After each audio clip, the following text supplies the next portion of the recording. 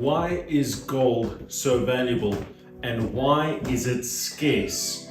I'm John Hammer from JWH Coins, and today we have a fantastic interview to give you an idea of the concept of gold. With me today, Donnie Spies. Donnie, baie welkom. Please introduce yourself to the people. I'm Donnie Spies. I started working in the mines from June 1965, and I retired in 2007. I worked for Anglo American and then later on for Anglo called Ashanti. And I started off at the bottom and I retired as a general manager, a managing director at the top in Ghana mines. Fantastic. Now, I am very privileged because Donnie Spies is also my grandfather and we are celebrating his 80th birthday at this moment. So today we're going to talk about gold in South Africa specifically. So Donnie, what would you say, what gives gold the value? There's a lot of conversation at the moment regarding gold. What gives gold its value? Okay, gold, I will say, is a very difficult product to get out of the ground, especially at depth. I put down mines to 3 kilometres down. It's a high risk to life, and you must be in full charge of all operations, especially the support if you excavate at that depth. And of course, because very precious is the life of all men working for you health-wise, and that's why the temperatures at which you can work at that depth must be 27 degrees C, and it's quite an operation just to get the ventilation, environmental conditions to such a level that you can get people to work down at that depth safely, and that you also protect their health. And that, as I said, I worked for the industry for 41 years. Wow, so one thing people don't understand is actually how hard it is to obtain gold and get it out of the ground. Now the processing is a different part, but let's talk about what happened in South Africa. What happened in South Africa, especially at Witwatersrand? Yeah, the Witwatersrand Basin is a well-known gold mining area. It starts from Johannesburg, Witwatersrand, what they call it. It goes through Johannesburg, goes through Potchefstroom, goes through Klerksdorp, goes through Witwatersrand to Welkom area to Virginia. It's all one big basin, basically at Witwatersrand, which is a different depth. The outcrops was in Johannesburg, and that's where they basically start with adits from surface to start to mine the gold, and then it spread as they did the prospecting with drilled holes through the whole area where they established where the ore reserves were. And after establishing the ore reserve, then your calculations start with feasibility studies to see how can we extract these gold at depth at a good cost that you can still make profit with all the risk associated to that. So at Witwatersrand, you said it's at different levels. You mentioned that some shafts that you had to sink were 3 kilometers deep. Are you saying that the things were at a gradient? Yeah, I said the gradient, it goes from some areas basically vertical, so some areas very flattish, but at average I will say about 35 degrees is it dipping northwest and to south. It depends on which side of the basin you actually are sitting in. My bulk of my time I've spent in the Free State, where it was around about 30 degrees, was an average dip in that area. But you sit with a lot of geological features like dikes and sills, which is intrusive rock that pushed into the area. There was one fault, they call it the Ararat fault, which had a vertical displacement on it of 1,500 feet. So you mine 1,000, the gold at that, and the next point is 1,500 feet deeper, the same ore body.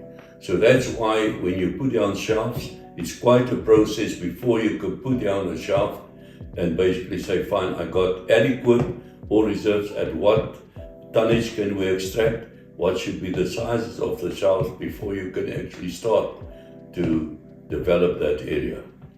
Now, when you are mining, I think people have a misconception of when you take gold out of the ground. So, I mean, you're not going to see something like this in the ground, you just take it out. So let's talk about when you are mining, and you mentioned off screen, how much are you actually taking out? Let's talk about, you mentioned the reef itself.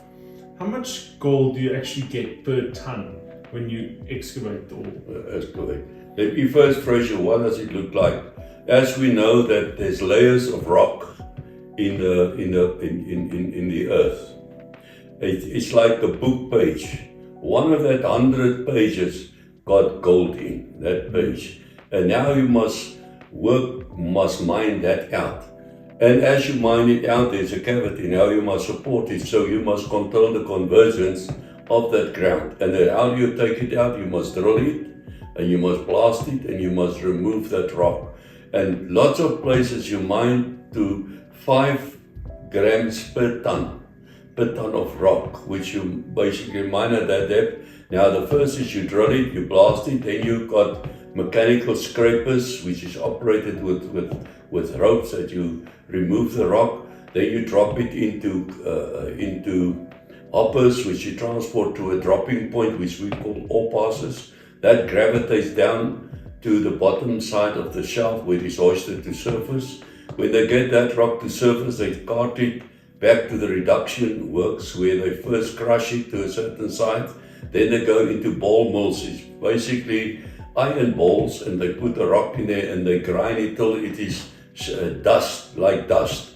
Then they add it, take it into tanks with compressed air, and they borrow it with cyanide, which dissolve. That is now the gold in the freeze. They dissolve the gold, and then from that, when it comes in contact for a certain period, they extract it with olefin filters, the water out of the mud, and that's where the gold is. Then you add all the other chemicals to bring it back to a paste, and from that paste goes into the ovens, and that's where the gold actually comes out. And if you took 5 grams per ton, now tons in the quartz is 2,71 is the SG. So every cube of meter, every square cube of rock is 2,75 tons. So to get 31 grams, you must say it's 6 tons of gold, which is basically quite a lot of rock, which you must go through the whole process, through the plants, and then at the end of the day, that you basically get the gold in the form of a bar. So just to give you some context, here we've got 1/10 of an ounce. So it's 3.1 grams of gold. So let's say, roughly speaking, a ton of ore had to be removed from underneath the ground. It's had to travel kilometers back up to the surface. It had to go through the refining process, being crushed, going through all those chemical processes you mentioned, and ultimately ending up to refine. Now obviously this has been a struck coin, but this is what you get almost for 1 ton of ore coming from kilometers down in the ground. And if this doesn't speak to the scarcity of gold and the hard work it takes, and you know, the risk associated, you know, we're going to talk about the risk associated also with mining in a second, but I want people to understand that when you buy gold, you know, buying it at gold price is almost an injustice to the people who have given their lives to actually get it out of the ground. Yeah, you must remember, people go down the mine in dark. There's no light. You sit with a little light on your head, and that is how you must basically work all day. And you work to a stoping width of 85 centimeters.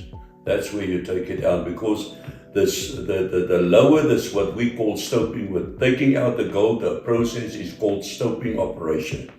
Then you mine at 85 centimeters. In that you must drill, you must blast, you must clean, and if you shovel cleaning with a shovel, you must take it out. So just to make them understand, that's that 1 page out of 100. That is that 1 page out of that. You basically cut that piece of rock out. So you basically take out 1 layer in that thing through the whole area. I will say from the Witwatersrand all the way, you take it out. Because if you take a tunnel which I think in in Welkom. You can follow that tunnel all the way to Virginia underground. You can follow it all the way to Witwatersrand, all the way to the north side as well, because that is how it works. So that same page is mined all around in that area. And you mentioned something very important that I was picking up beforehand. You mentioned contamination. So to make layman's terms, so if you're looking for that one page which has the gold content, and if you start spreading to 3 pages, 4 pages above and below it, you're contaminating the gold ore. What makes it very difficult, especially in the Free State area, you sit with quartzite, which this conglomerate band which contains the gold is in that band, and you sit with about a 0.5 thickness of competent ground above you, and above that, in one area where I work, is 5 meters of shale, which is compressed mud. And the moment you break that beam and you blast with explosives, that's why your drilling must be accurate, how you charge and how your sequence of firing must be such that you protect that beam, but you must take the gold out. Because if you must mine at 2 meters or that, then you will never ever get, then you need for that gold, that 5 grams to get 5 grams out. Now you need, I will say, hundreds of tons before you get the 5 grams out, because you contaminated the rock as such because of those stoping with what we call the stoping with the height at which you mine out. It contaminates, and that's why it's very critical. If you've got that small little band, you must reduce that to optimize and to reduce the contamination of the gold product. Wow, so I mean, you know how technical it is, because as you said, you have your geologists, you have your engineers, they've got to plan out the shaft, and they've got to get that one page, and once you start diluting it, all this mud, you're diluting the product, and it makes it unfeasible to mine. Unfeasible. And that's why you must take, and that's why I get very upset if they talk derogatory about miners. They spend 8 hours in the dark with their health and trying to take out the gold, the wealth, to surface. And all of us in the mining industry have talked what they call a mixture of languages, which they call Fanakalo, to create understanding amongst the workforce. Because one of the shafts, just one shaft, can have up to 4,000 to 5,000 people working there. 5,000 people working there. And you must look at the productivity that you expect from people. Every man must give you 20 square meters per man. Now 20 square meters, and you multiply that with 2.75, that is the tons that one man must bring out, so that you can pay for for the full operation, from the mine to the reduction works where they take the gold out, the whole process. Plus the corporate officers, everything must pay. You must pay for it in the process, in taking the gold out. So 4,000 people down in the mine that is working, and I think that just adds so much more context to the hard work it takes to produce something like this, what South Africa is known for. And if you think South Africa produced 1,000 tons of gold in 1970, I mean, how much rock had to be removed to produce that number of gold? No, it is a big job of our job. I'm telling you. If you look at the mines, and I grew up as from the bottom right to the top. I've been through all the processes. And the big thing is, how do you inspire your workforce to work in that conditions, so that you can withdraw it and not injure people or kill people? That is a big issue. Then you sit with rock bursts. I work at 3,000 meters deep. I'm telling you, if you go through a fault, what we call that is a slip in the rock, it kicks out 2 tons of rock on you in no time, just with one bang. And you must be able to identify the features beforehand, so that you put all the means to control the rock burst all the time as you go along. You know, it's always been a very interesting thing when you watch movies or cartoons or anything, when they look at the mines, you always think about these long shafts where people are running down. How do you keep that structural integrity that everything doesn't just collapse on it? You basically sit with three things to make the mine productive. The first is, can I provide an environment of 27 degrees where the people work? And that's directly related. It can be done. A lot of people, they don't achieve it because of poor discipline in the thing. The other one, what is my working hours on the face? Because you put a man down in a shaft, then he must go horizontally in for 2-3 kilometers, then he must go up a raise, what we call a raise, that's the incline stuff, into the stopes, and he must return as well, and he must change his clothing. So that's why, how do I service my people with proper man carriages in? Every place where I work, I've always looked at what is my stoping wood for not contaminating the ore, what is my face time, and look at what is the temperature that I can provide for my people to work in. And that's when you get productive. If you neglect those three things, I can guarantee you won't be productive in the industry. Now, one thing that you have to your name is an exemplary record when it came to the mining. And I would love you just to share your journey a bit, and then which mines you took over and the records you were able to achieve with them. I started off as a stoping shift boss. I started off the basic, first go through ventilation department, rock engineering department, geological and all that departments, because you must know the rock and everything you're working with. Then I started in the stoping operation. That's where I started how you drill and blast and get the rock out, and how do you support to control convergence in the workplace.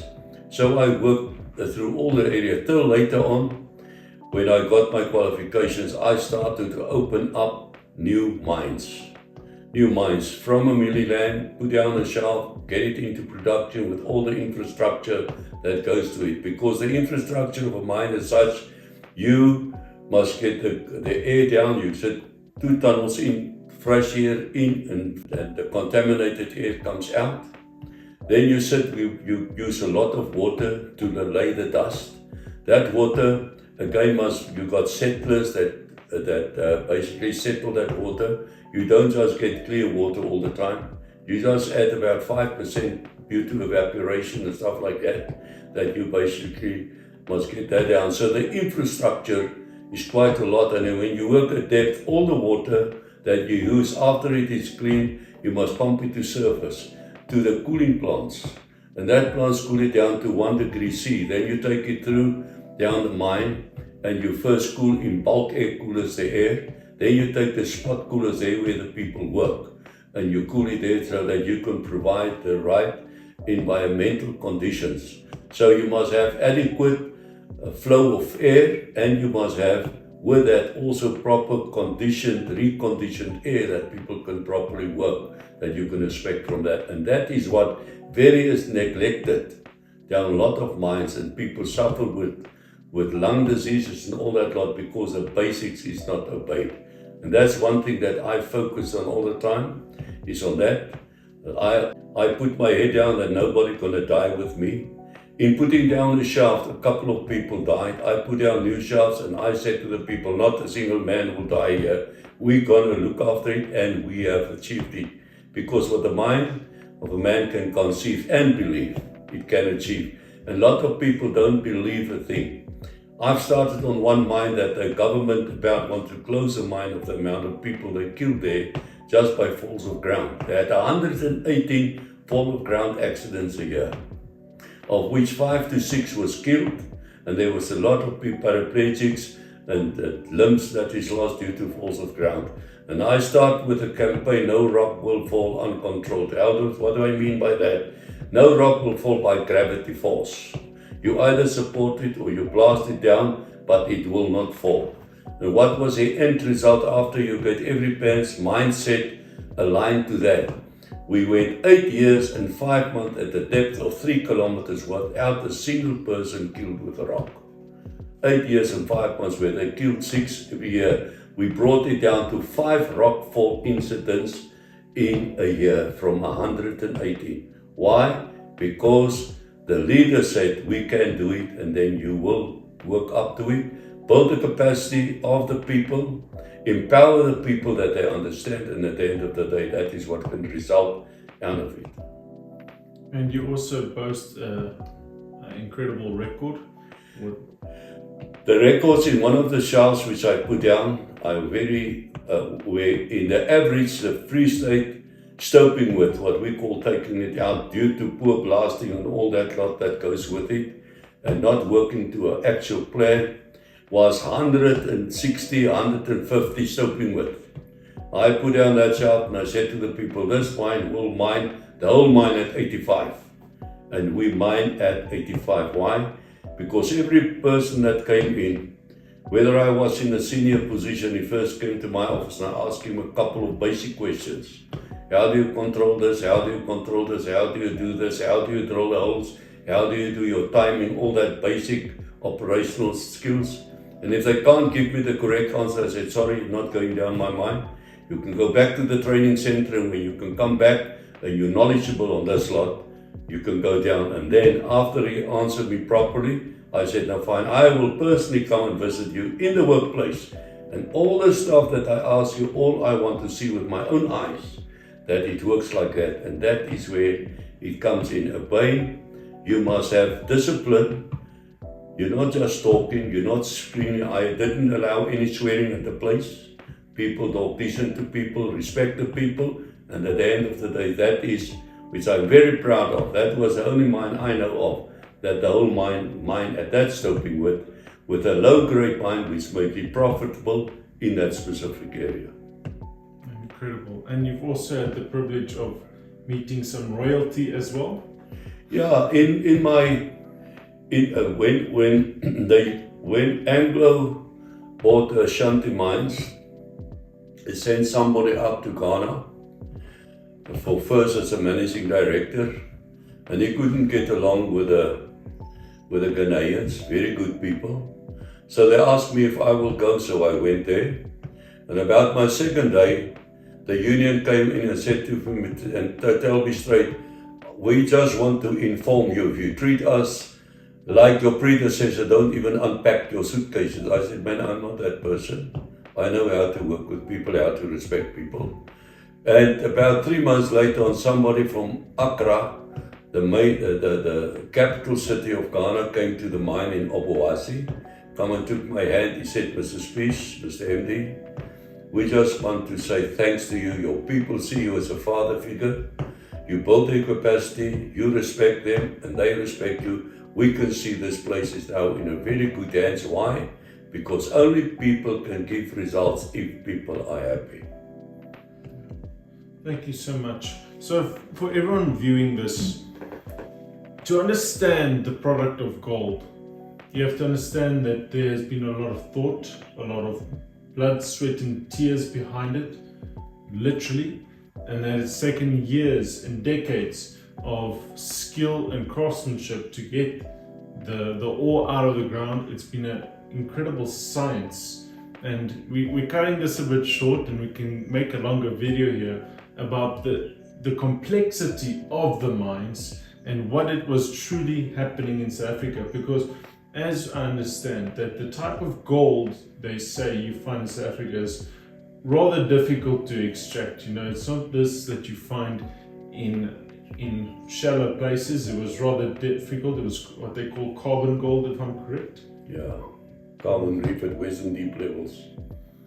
You know, so it took a lot of effort, a lot of planning to extract the gold. And we hope you understand that when you buy gold in the form of jewelry or as Krugerrands or investments, that there has been a lot of effort to come to that level of that gold. But on top of that, there's people that put their health on the plate to bring the gold out. They tried many mechanicals. I'm talking about of small veins of gold. I'm not talking about bulk, which you can take out with bulk machinery. This, with the stoping width, which we call the stopes, it's only a human being that can drill it, can blast it, can clean it out, and they put their lives on the spell to bring that gold to surface. And you must be able to work with people properly, respect them, and train them and build their capacity so that they will do it that way. I can give you an incident. They took me to a place that was totally chaos. If I'm telling you chaos, they got no production, no nothing. And one day after I did all the physical work, which the operators does, a voice said to me, "Danny, please take the people out," and I put them on a rail, because the only place where you can sit, there's not a lot of room to sit and have meetings. And as I look at them, a voice said to me, "That man could have been your father, that man could have been your brother, that man could have been your best friend." How do they treat them in the mine? They're only here to look after their families. They also will provide for their families, just as you want to provide for your families. And that's where I stopped the thing and I said to my boss, "I'm going to take them to the training center, I'm going to retrain them, and I will make sure that they understand and respect them." And within 3 weeks back at the work, they doubled their output. And in no times we achieved the targets. Why? Because people want to be respected, people want to be treated. And unfortunately, the mining industry is a very cruel place. Bulk of the areas ask me, how senior people swear at me and you don't know for what, and they belittle you. And that is the environment which a lot of people miss the objective, that people is the most important in any operation. If you treat them properly, they will deliver, and that's exactly what's happening in the gold mines.